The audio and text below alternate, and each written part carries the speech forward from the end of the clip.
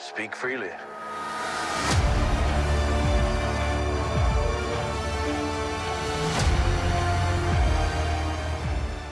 And we are on. Here we go. Boom.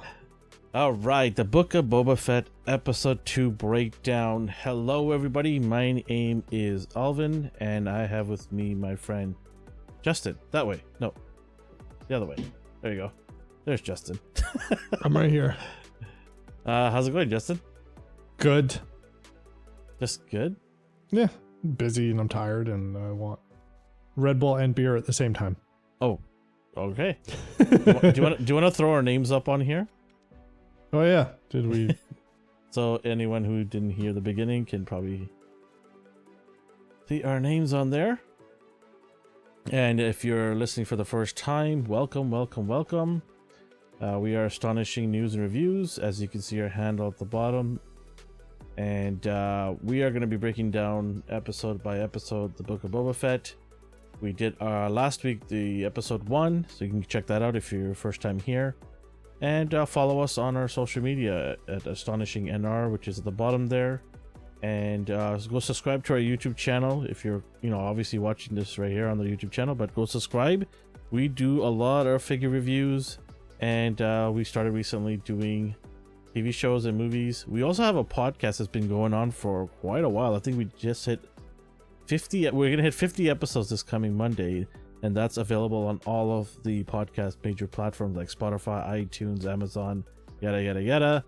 But last week we started doing our regular podcast on here as well. So on Mondays at 8:30 p.m. Pacific time, we'll be here live doing our regular weekly podcast.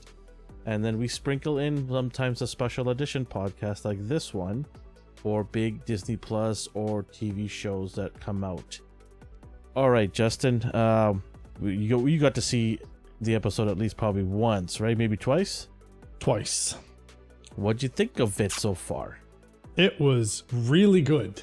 Did you think it was better? Don't tell me if it was better than the first one till the end. We'll talk about it at the end. Okay. Let's do a little quick breakdown. So, spoiler warnings for anybody who hasn't watched it yet. We're going to do a complete breakdown of this, so you're going to have a lot of spoilerish content. So if you haven't watched it, go back and watch it and then come back here and listen to our take on it. And if you want to give your opinions on it, make sure you let us know in the comments section in our YouTube channel or at our social media platforms like Instagram, Twitter, and we'll love to engage and talk to you guys and hear your thoughts and opinions on this show. All right, why isn't our name displaying, Justin? I don't know. It's broken. That's fantastic. Oh, I don't know why it's not showing up. I'll fix it in post.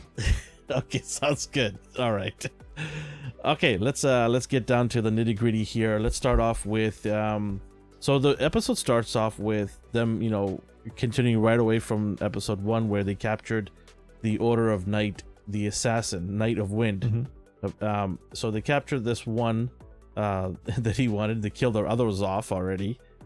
And they drag him into the throne chamber, the throne room, room, right? And we have a practical joke that they play on him, right? They just open up this. They just open this pit, and they're like, "Oh, we'll just feed you to the Rancor," right? Yeah. And I love how the torture droid was just like, he's not going to talk. The droid that is so excited to torture things is just like, it's not going to work. Sorry. Yeah, it's like ready to torture right away. Yeah. Forget having a conversation. So they drop him in this pit, and did you really think that there was a Rancor there? I thought there was going to be the little baby Rancor. Oh, from the Bad Batch? Showed, yeah, because that's still technically alive. And I mean, Jabba's had he didn't just have Rancors; he had a bunch of stuff in there. Mm-hmm. So I was thinking maybe they would show something off, but then the gate opens and he's like, "Okay, I'll talk. I'm sorry, the mayor hired me," and then they're just like, "It's empty. You're an idiot." Yeah, I know exactly. You think someone like an assassin would wait it out, right? Yeah, but because the gate's already open, so does it really matter at this point? Yeah, well, I mean, it hadn't walked in yet, so the gate's opened, and he's just like, "Oh shit, okay, here it comes." But do you think the gate would close in time before they walked out? Probably. I'm sure that there's some sort of fail-safe security thing that just like closes it. So he just basically shits the bed and just says, "I'll help." Yeah. Right? And basically he says what we had already thought of at the beginning, that this is the mayor's doing, or the mayor's involved some way, right? Somehow. So he says the mayor hired me, or something along the lines of that, right? Yeah, the mayor sent me, or the mayor. I work for the mayor or something. So they make their way to the mayor's place. Yeah. The mayor is an Ithorian from Mos Espa. And so they get to the entrance, the lobby, and they're just getting, stifled by the assistant saying he's going to be busy for the week. And this time they showed up with guns. They walked down with smart guns. Thing, right? Smart thing. Yeah. And they walk in and they're like, "Lily, you're going to tell Boba Fett to come back next week? That's not going to happen." Come on. And then his ambassador, or whatever his name is, our favorite assistant. Yeah. And he's like, "Oh, hi. Yeah, sorry. Yeah. He's and then he's just like, all right, and starts walking back behind the counter. He's like, "Oh, no, that's restricted." He's like, "That's nice." Opens the door. That's cool. Yeah. All right, open the door. He gets in there, bursts in, and brings the assassin with him. What did you think right away, the reaction of the mayor and his assistant? That whole scene. That scene was really cool. It didn't I didn't go the way I expected it. And the fact that they just brought him in and they're like, "Oh yeah, no, those assassins are illegal. Thanks for bringing him." And then just his guards immediately shoot him, and he's like, "Here's your reward for bringing it in." Yeah, cool. Thanks, man. Yeah, those guys aren't allowed. So good job. Isn't it funny that the mayor doesn't question the assassin? It just immediately shoots him in the head.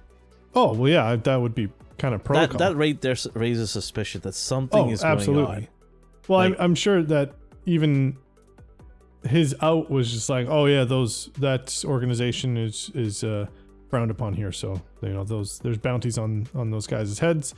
But also, I'm sure during the process of that assassin's hiring, he was probably just like, "If you're found, you don't know us, and we'll kill you to alleviate any we're parting ways ties or anything." Yeah, exactly.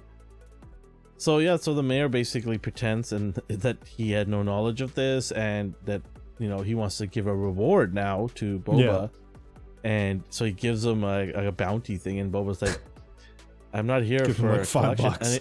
And he's like, "We all know you're a bounty guy, and you love rewards, so here's a little appreciation, right?" So a bag of coins, and I think Boba, did he say something like the line, "So this will do for your contribution," or something like that?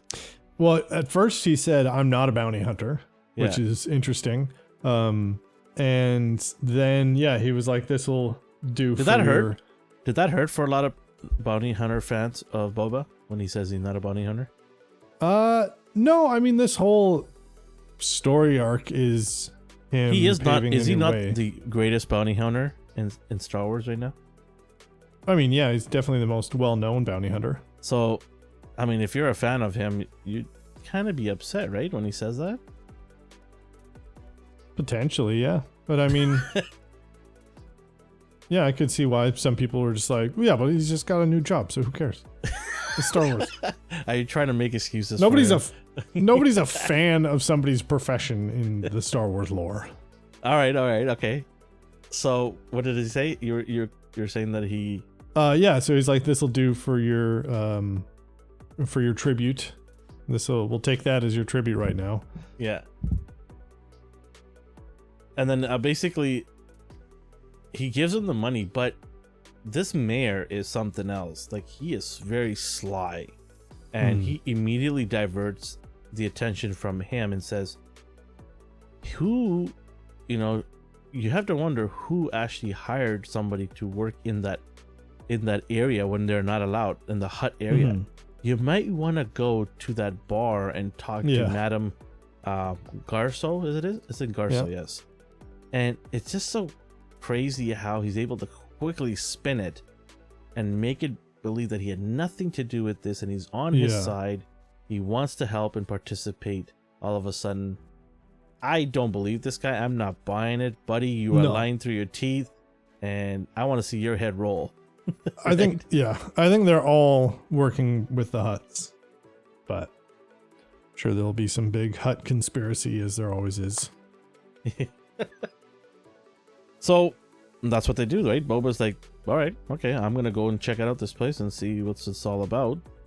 So he visits the bar and has a conversation with her. And what do you think of her? Like, I mean, people are saying that, you know, the internet is saying that she's not on anybody's side. She's just here to look after a bar. But she's an interesting character. She seems to know a great deal, right? But she's not willing to, you know, rat out her contacts or her clients, so to speak, right?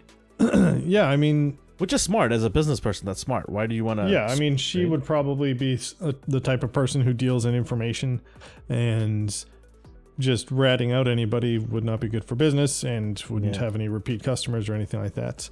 I am interested if they kind of develop on her character anymore than just kind of a background character for the most part. Just like, I own the bar. Okay, I'm here to make a quip. Okay, bye.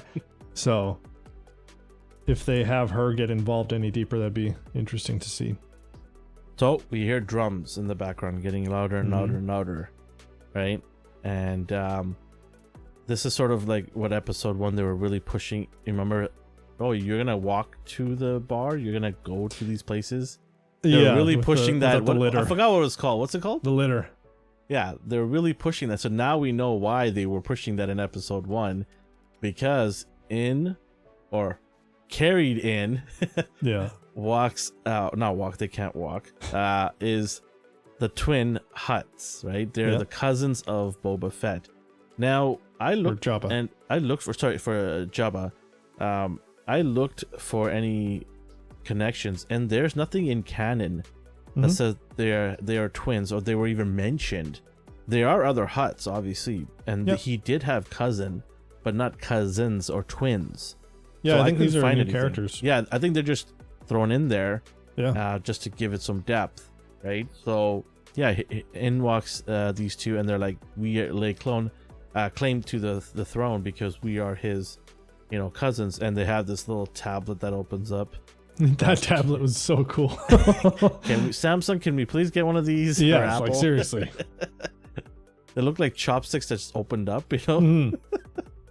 Or like a clapboard, cool. And then it's just a holographic clapboard. And I just love Boba's reaction. It's like, I do not care about your I don't care what you have on that tablet. Care. I'm here. I run this now. I'm the boss. I don't care, right?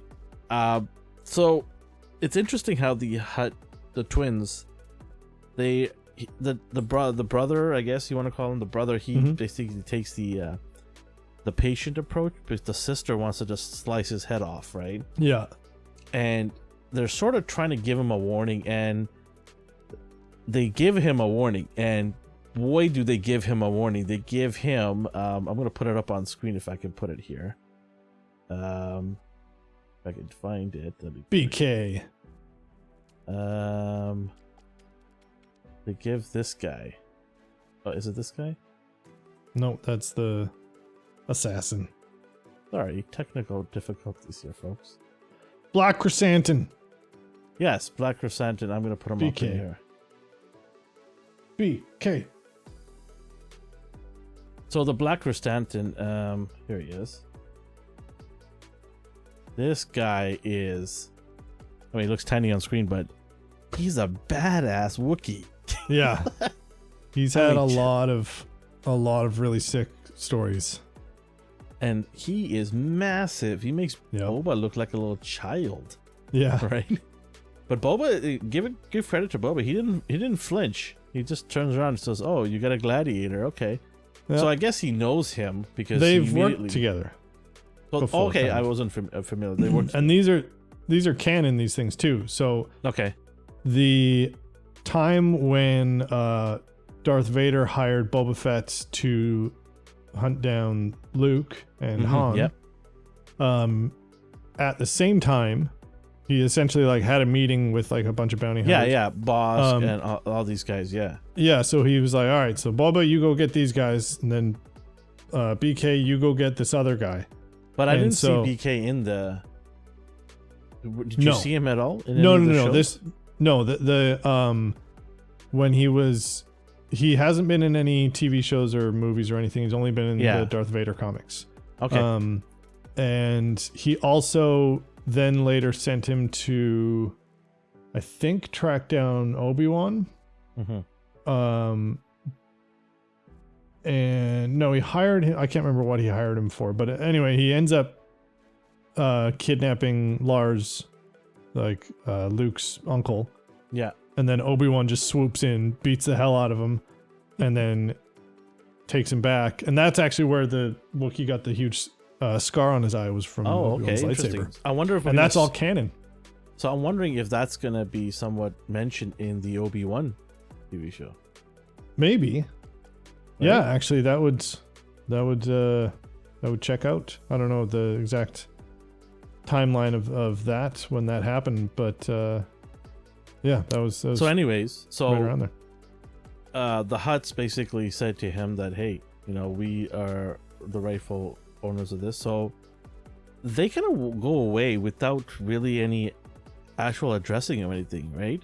They just kind of walk away. They're like, yeah, we'll deal with you later or something.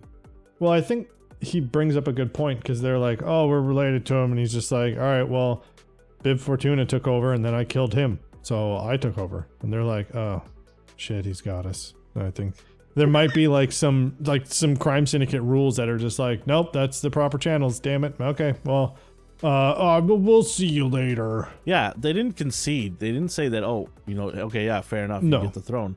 They're just like paused. They're like, okay, we'll come back at you later, which is kind of worrisome, because they do wield a lot of power there, right? Yep. And they have a lot of connections. Now, the other thing, speaking of power, is his assistant, right hand or right woman, she mentions that we need to get approval to kill a Hutt. Yeah. Now, I looked into this and I was wondering, like, okay, why would they say that? Well, it turns out that they have some sort of agreement with the New Republic, because the Hutt, they were basically playing both sides, good and bad, during this whole, rebels versus the Empire fighting. They were smuggling weapons, helping out each side, and towards the end, when the rebels were winning, they supported them more, and as sort of a favor, the Republic basically granted them treaty where they could not be hunted down or shot because they were so important to the war. So you'd have to do a whole bunch of paperwork, I'm assuming, if you want to assassinate one of these. Right? Yeah, and also it's a thing with the crime syndicates where they're just like, you can't just go and kill the head of this organization and then be like, it's okay. You have to actually get approval from the other crime syndicates to be like, can I off this guy? So I'm wondering, is that's probably the next thing they're going to do, is try to kill the Hutts? Well, because the trailer shows that he's sitting with a bunch of crime syndicates on the table. So I'm wondering probably if he's schmoozing them, kind of like, hey, come on, break bread. Yeah. And let me put this on the table. Here's an idea where we can all eat better if we get rid of the Hutts in this area. Yeah. Right? So I'm thinking he's going to be more of like Boba Fett, not the bounty hunter, but Boba Fett, the godfather that tries to convince everybody to come and stay at the table. Yeah.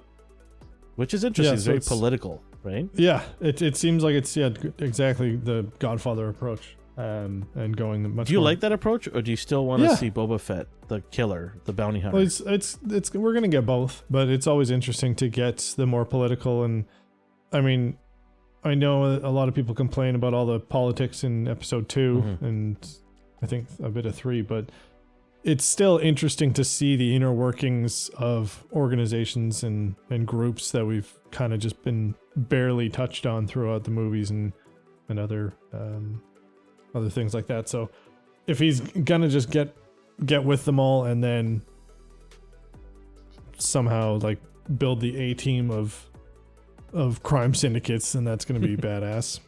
Now, one of the things I kept noticing a lot is the Trandoshan, which is Bosk, the same creatures that Bosk is from. I see a lot of them lurking about in that city. right? Yeah. It would be cool to see him show up. To get Bosk in there? Yeah. I was thinking that too, because they have been speculating that they'd get Bosk either to join them or... I also noticed the Trandoshans, they all look different now. And they've like remodeled them after Clone Wars. So like the animated series. They're a little bulkier, they're a little... not blobbier, but just rounder. They're not as reptilian as like the original. They're more friendly, you're saying? Kinda, yeah. They're a little Disney softer. Plus. They're more Disney Plus. A bit softer in the design for them. Which DreamWorks got a hold of them. Yeah, exactly. They just put too much airbrushing on it. Cute and cuddly. Yeah. So this episode felt like 2 episodes. It felt like there was a split. Yeah. There's 2 different things going on here, and it was a lot longer too. Yeah, it was a lot longer. I felt like it should have ended soon. I'm like, hey, when's it ending? I'm like, oh, okay, yeah, there were a couple false endings. Yeah. So this felt like 2 different episodes in there, which I didn't mind. So he goes back into his little healing chamber, and this is where he has his dream sequence about the past and all that. Yeah. And we go right into him learning how to do combat training with I can't remember the stick's name. Gaffy stick. Gaffy stick, yes. And he's basically learning how to wield it and fight it. So he gets right into that. This is the point. This is the time now where the Tusken Raiders have accepted him as the part of the clan now. He's no longer an outsider or chained up and fed scraps. He is part of the family. Yeah. Right? And so this is kind of explaining what he was doing. And when we saw him in The Mandalorian with the gaffy in the back and the gun and everything with the robe on, we were wondering why he adopted to the Tusken style. But this is giving us that great story. I gotta say, I really like this. I really like the explanation, the background of it. It's fun to get depth into, like, anytime when you show, like, the Tusken Raiders have had a bad reputation in Star Wars. They're just like savages, tribal savages with no remorse, nothing. They just want to kill and murder and plunge. But this is showing that this is a tribe or a clan or group of them that are just trying to survive in the desert, and they do whatever it takes to feed their young ones, the family, to survive. And they're often misunderstood because that's what they're trying to do. You're actually going into their land and causing them problem, right? And this is something like similar to what we're facing here in Canada, where we've had this history of the Aboriginals. It sort of gets into that. It reminds me of that, right? Yeah. What's your or take in the on States, the Native wherever, Americans, or in Australia. New Zealand and Australia. Like, just anywhere. name a place, right? That had, name a place that had the natives show up first, right? Or Aboriginals. But what's your take on that? The Tusken Raiders. The Tusken Raiders story so far is kind of becoming my favorite part, just because, like, I'm sure there'll be a flip flop, and we're getting near the end of that story anyway. But it's absolutely turned into a really cool story arc when they're getting into, again, they're not over explaining or over revealing anything. So they ease you into it. Yeah, they're just giving you enough information, and they're not doing the Star Wars thing, the midichlorian things, where they're like, actually, it's like this, and you're like, I don't want to know that. Now it's lost all the coolness and all the luster of the mystery. But the training sequences and just him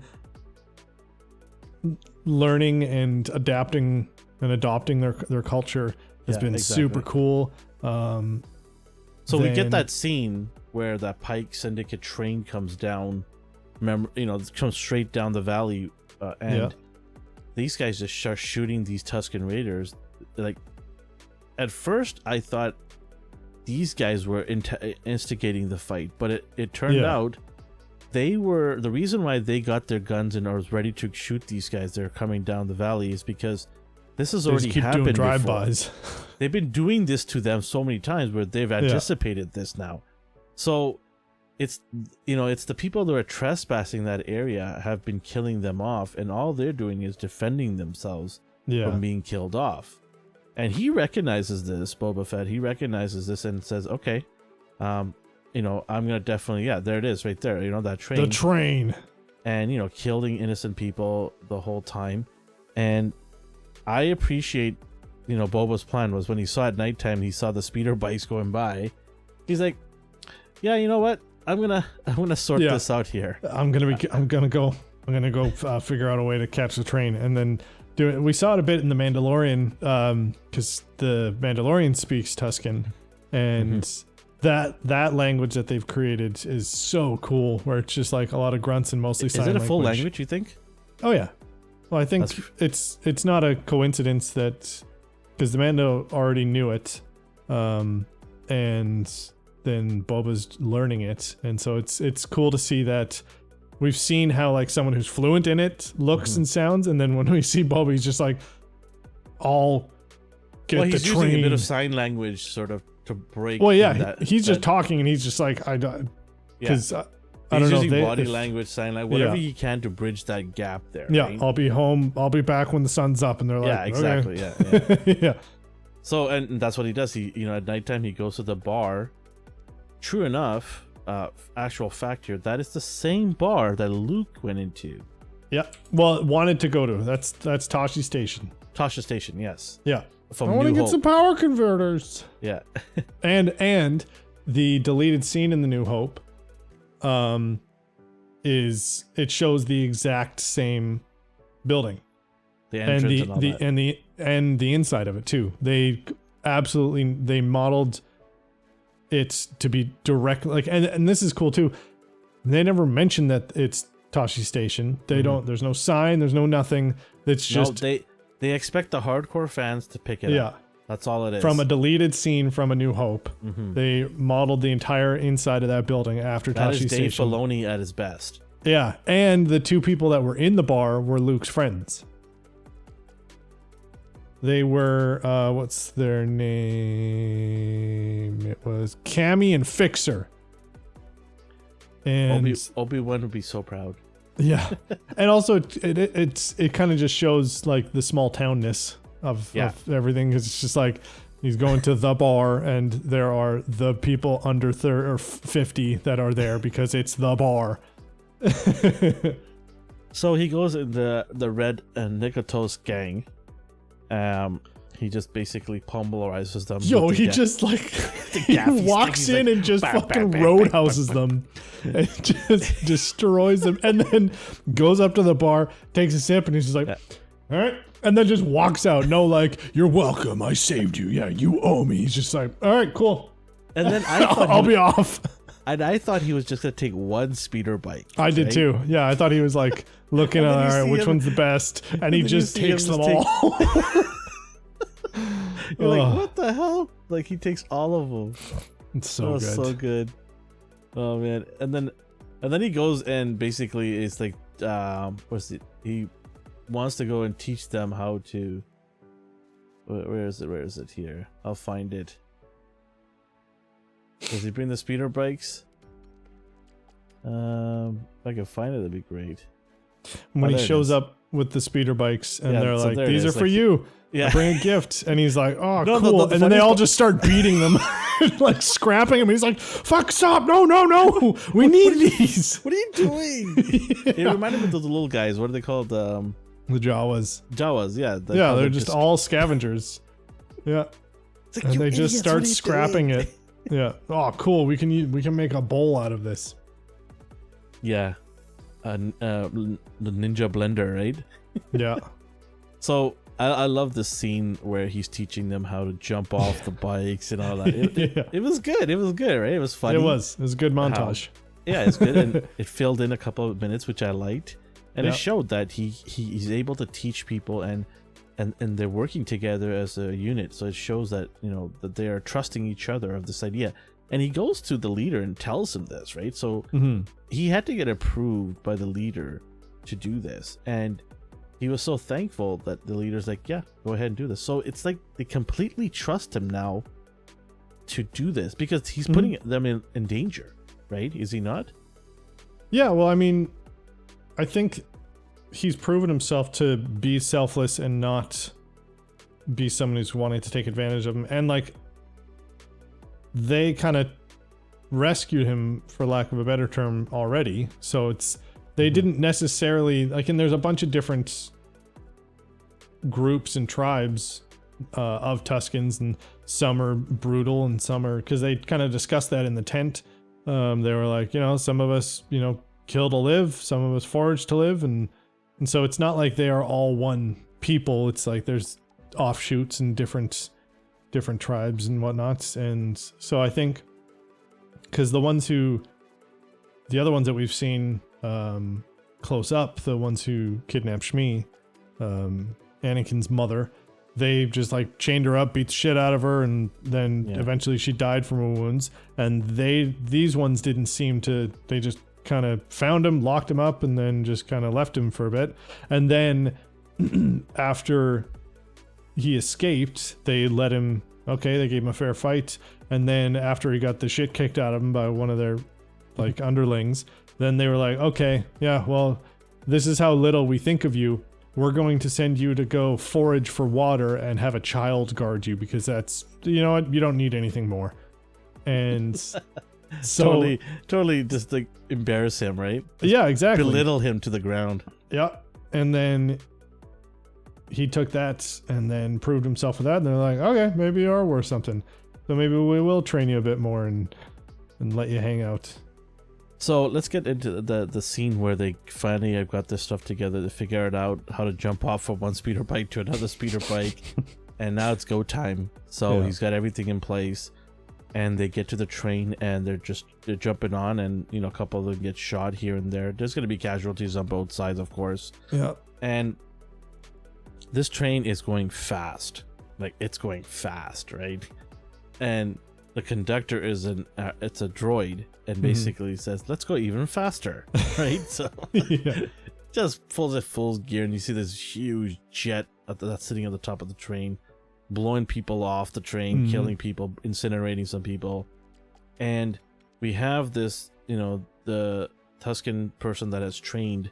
It's a female, I believe. It's female. Yeah, Tuscan. I think that's what the general consensus is. Yeah, so that it's a lady.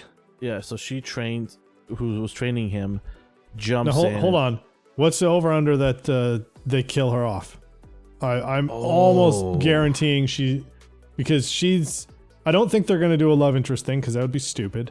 No. I think just like they're bonding, she's training him, and then it's like, I think the tail end of the Tusken Raider story is him doing like the opposite of an Anakin, where like somebody double crosses somebody and kills her, and then he just kills them all, and then goes into town and just goes on a killing spree and then just shows up. No. I don't think I don't think he does that. I think nothing happens to them. I think because here's why I think nothing happens to them. I think because at the end of this whole fight scene, he basically sits the Pike Syndicate guys down and says, hey, listen, you guys, the reason why you're getting attacked is because you're going through these guys' sacred land. Yeah. Right? That's the only reason you're getting attacked, is you're not asking these guys' permission. You're just going through here. You and everybody else that tries to go through here for the trade routes. This land belongs to them. If you want a safe passage through, then you pay these guys a toll and you'll have a safe passage through. So he's creating a business opportunity for these guys, but he's also making it safe for everybody to go through this. And, well, and also the discussions in the tent too, they were like, we just are trying to survive, but then the off-worlders come with their machines. And he's like, well, you've got machines now. I'll get to that in a second here, but I just want to mention a couple of references. A lot of people are talking about this whole sand stuff is like very similar to Dune, right? And I just watched that movie a month ago too. And, sure enough, they talk about spice, and the sand people. The Tusken Raiders are basically similar to the Dune characters that we have. Yeah. No, Star Wars absolutely ripped off Dune. 100%. George Lucas has admitted that and like used it as like the 4 different places of reference that he essentially built the story from. And like it was Dune, Count of Monte Cristo, a couple like Japanese samurai movies, and a couple Western movies were essentially just put in a blender, and then Star Wars came out. There's also that old novel, The Empire, right? Mm-hmm. That Apple is doing right now. Apple is doing that TV show. They ripped Yep. off some stuff from there as well. Yep. So basically, it tells them like, hey, listen, just follow the guidelines here. Give them Yeah. their little token of appreciation. You're good. Tell everybody when you're on your way back home, and then, you know, he gives them the little fruit. Says, this is all you need. The milk. This is all you need. Get the hell out of here. Then all of a sudden the pipe bursts in the train and water comes spewing out. These guys, they all get water. Like it's like gold to them, right? Yeah. Water is very hard to get. Yeah. And so yeah, we go to the tent now. It's nighttime, and then the leader of the tribe sits down with them and talks to them, tells them about the old, you know, tales of who these guys were, and water was aplenty. Yeah. Water was aplenty on this planet, and things happen, and you know, climate changed, whatever, and Yeah. so it A got second worse. sun showed up. Yeah. After 100 years, the Yeah. second sun showed up and started depleting our water, and he says he wants him to sort of remember, or what was the words that he used before he blew the spice in his face? Oh. Yeah, he gives him a gift, which is a peyote lizard. Yeah. And then And he's like, jumps "Oh, up his do I- nose, and do I then eat he it?" goes. It was essentially like, you need to. Actually, let me just pull it up. So basically, he blows a dust in his face, and then that attracts the lizard to go into his Yeah. nostrils, sort of like how Dio's about to go into yours. And so he basically Dude, stop. he basically trips out, right? He's just Yeah. having this really, really trippy session, and in that trippy session, he has moments, flashbacks. Yeah. But from Yeah, you know, the like superimposing of like his armor while he's walking, and then the flashbacks from the Sarlacc Camino. pit. Yeah, and then the Sarlacc pits. And The, he just says, "Let it guide you." That's all he says before he. he shoves also it up his sees nose. that scene where his dad takes off in the Slave One. Yeah, in when Camino, he's on right? Camino, and that's then, but all digitally recreated. Yeah, and then also, you know, his helmet, his dad's helmet to his helmet, Mm-hmm. you know, like that, and then also the water bursting because, you know, there was no water on the planet, so there's water Yeah. bursting. Yeah, So- the water going around the tree, like going from sand into Yeah. water, looked really cool. And then you see the red eyes as the Jawas, right? Yeah, You get it. I mean, from what I'm thinking is he saved these guys, and I think they owe him. Mhm. So I have a feeling that these guys will come back around and sort of. There's going to be a moment near the end Yeah. where there's a big fight scene, I think, and these guys come in to save. Well, like I said in the last episode, like it's kind of how a foreshadowing of I think how a lot of things are going to go, where he's going to, you know, with the Gamorreans, he's like, if I spare you, will be loyal, and they're like, yup, and he's like, okay, and then they save his ass. So it's probably a similar thing going to happen with the Tusken Raiders. A very, I guess, Avengers moment where it's just like, oh no, we're about to die. Whoa, look over the hill. Yeah, Then here a they bunch of come with Tusken their- Raiders on the swoop woolly bikes. mammoth animals, right? Yeah, Or- exactly. No, here they come with the speeder bikes. Yeah, the speeder bikes. Banthas are. They got Banthas horns are- on there, and they got the Yo. gaffy stick sticking on the back. Yeah. Tusken Raider swoop gang is Give me a gonna figure be of that pretty bad boy. badass. Hell yeah. So this also explains like how he's so close to them, because we saw his new outfit, Mhm. right? He's got that black robe underneath his armor, and so the end of this, he's donned that the robe. Yeah. He's donned the robe, and he's officially now a Tusken Raider. And then Right, built his because- gaffy stick. I also Yeah. do like how they did not give him a Tusken Raider like helmet or mask or anything. Yeah, Because again, Well, they're keeping that mystery with that. I mean, species or culture. I don't know. Like, I don't know, and I like that. So yeah, exactly. So they have him wear that outfit, and he gets his own gaffy stick that he carves, and which is cool. I like that. yeah, that It's was his own cool. signature weapon, right? Yep. And that explains why he's got this robe underneath his armor. People are always Mhm. wondering, like, why does he have this thing? So now that fills in that gap, Yeah. and And it's earn not that. just, and it's just not a simple costume change to, Yeah. make some merchandise. This is who he is now. Right? Yeah. This is a Tuscan Boba Fett. Yeah. Right? He is part of the clan. He's, respected by them. He respects them, and this is his way of paying tribute to them. Mm-hmm. Because let's face it, without them, he would have died in the desert.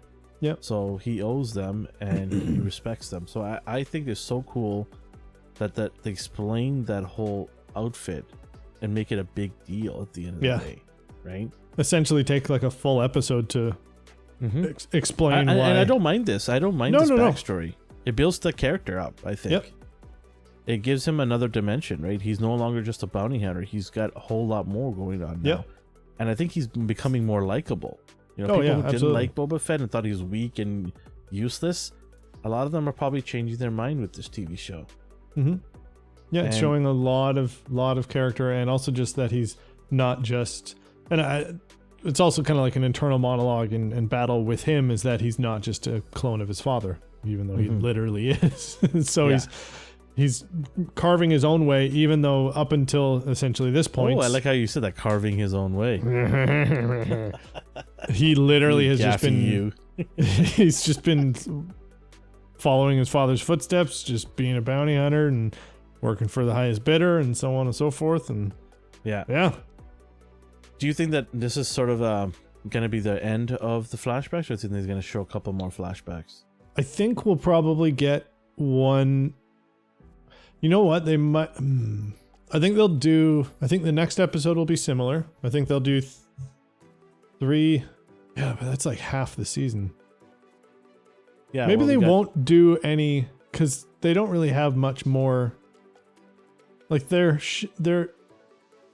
is a little more explaining to do as far as how he got hooked up with what's her name? Cobb? No. His partner. Oh, yeah. I can't believe I can't remember her name either now. It is called. It is called? Fennec Shan. Yeah, Fennec Shan. We apologize for everybody who are probably going, you guys don't know nothing. You know what? We have a lot of things on our mind, and sometimes we forget names. It's okay. I don't even know my name most of the time. We don't even have. That's why we don't have it on the screen. Yeah, I forgot. There was a little backstory to how he got hooked up with Fennec Shan. Well, didn't he find her in the Mandalorian? Yeah, I think that's probably going to be enough. But yeah, I think they might do maybe one more little flashback, but I don't think, because essentially the next episode, we're pretty much halfway through this season. Well, they have to start developing in the present, because he needs to talk to these people in that table, right? Exactly, yeah. So I think they might do like one little flashback next episode, but I don't know. Or maybe a shorter flashback, not the half the half the episode, like maybe a 5-minute flashback every episode to the end, right? Yeah. Sort of like that. And then I also want to see how he loses his armor, right? Like what happened is, how did Cobb Vanth get his armor? I want to see that too. Well, we saw that. We saw that in The Mandalorian. Because of the Jawas. Yes. Yeah. Okay. Yeah. So Jawas. Okay. They showed up. How did the Jawas get it? The Jawas found it at the Sarlacc pit area. Yeah. The Jawas ripped it off him in the first episode. Oh, okay. Yeah. He gets out of the pit, passes out because of the 2 sons. And then they're just like, all right, see you later, loser, and take all his stuff. I wonder if he will come back at the end and go, hey, you have my armor. And he'll be like, no, you had my armor. That'd be pretty cool if he shows up. Yeah. I would like to see that. Okay, so yeah, episode 3 is next week. I think we're going to see more of Godfather Boba in there. I think it has to happen. Or just like... they do seem to be building up to something, and either it's going to be a lot of build up to a huge like 2-episode just like explosion fest. Now that The Godfather and like those mafia movies where it's just like exposition and talking and a couple like, all right, we'll go in there, we'll kill this guy, and then at the end there's just like a massacre. I wonder if anybody is going to show up. There's talk about cameo showing up. Yeah. There's talk about Mando showing up or Grogu showing up. I would love to see the bounties. Like, we just talked about Bosk. maybe even Cad Bane, right, show up there. It'd be nice to just see some cameos, right? Yeah. Cameos do so much for opening up the mind about what else is possible down the road for Disney to do. Right? Yeah, I hope that they don't do a cameo of somebody we've already seen in live action. You want a new character? Not necessarily a new character. If they're gonna do a cameo, I want it to be someone from the animated series. So Because Cad Bane. yeah, Cad Bane would be a great idea for that. Or Hondo. Hondo, yeah, Hondo. Yeah. Hondo. But yeah, because I mean, they seem to really like doing that, where they're bringing in, Bo-Katan and then all those Mandalorians, and then also Darth Maul. What about Ahsoka? Yeah, well, she's getting her own show. I don't know that. Yeah, I don't know. They seem to enjoy bringing people from the animated series in that. We gotta have a Jedi in there, do we not? We gotta have some sort of a Jedi in there. You know what? I hope that they do a full episode or a full season or full movie of something without a lightsaber. Really? They almost did it with Rogue One, and it was a really, really good scene with a lightsaber. But this is after the Empire and Republic have fallen, or not Republic's fallen, but this era, people with lightsabers are super rare, and they're not. But we are getting an Obi-Wan show. Yeah, I'm fine with that. I'm super excited. And I'm for wondering if this is sort of going to pass the torch on to it. Are we going to get little trinkets of it? No, I completely, last episode that we did of this podcast completely messed up the timelines. Obi-Wan's been dead for like 7 years now. I was like, maybe Obi-Wan will show up, and then I was like, wait, no, Vader kills him like fucking 10 years ago, whatever, or 5 years ago. So somebody has to show up. Like for me, I need somebody with a lightsaber show up. It's just me to show up for even a couple minutes. Yeah, they might have Ahsoka, or they might have Grogu. Yeah, I don't know. We'll see, right? I mean, they did promise us that they're gonna have some cameos, so we'll hold them to it. I don't think Mando's gonna show up, right? Or maybe he will. Who knows, right?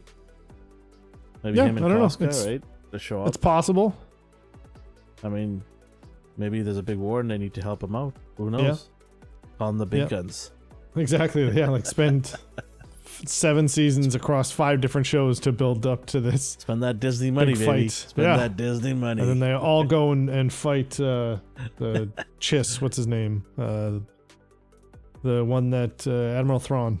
Maybe, they're just doing an Avengers thing where they're making 5 different TV shows. I heard that too. Yeah, I heard that theory as well. They get all the shows out of the way, and then they get them all together to do this one big battle, right?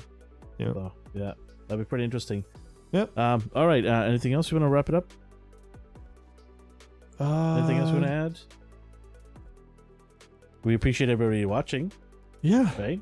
Big thank you. Hit the subscribe button, hit the like button, or the dislike button if you disagree. It doesn't matter. Show us some love. Or show us some hate, whatever.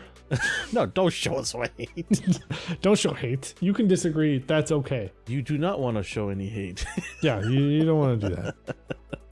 Yeah, no, it was a really solid episode. The fight what would you scene get out of 10? In the bar. I'm going to give this one a solid 8.5. That's exactly mine too. I was going to say 8.5. Definitely. This was a great episode. Yep. I'm excited where it's going. It wasn't boring. It gave me the past. It's building the present. Let's continue this. That's good. Yep. Yeah, keep it going. It absolutely built on the first episode. This definitely felt more like a first episode though. Yeah, I understand. That was sort of like an appetizer to the show. Yeah. It's setting you the scenes and everything, but it's not giving you anything of value, right? It's just putting things in place and saying, this is what we're going to think of doing going forward. So we're just going to introduce you to the past and the present, but there's not really much substance. Yeah. So episode 1 was the pilot, and then this is episode 1. Yeah, they touched the toe in the water a little bit, or the sand. You see what I did there? I hate, and I then hate sand. It gets everywhere. oh, I've heard that plenty of times. All right, okay, yeah, 8.5 for both of us. We enjoyed it. We lots of room to grow. Like, I'm excited for new episodes to blow my mind. Yeah, but yeah, it was just super solid episode. I really enjoyed it.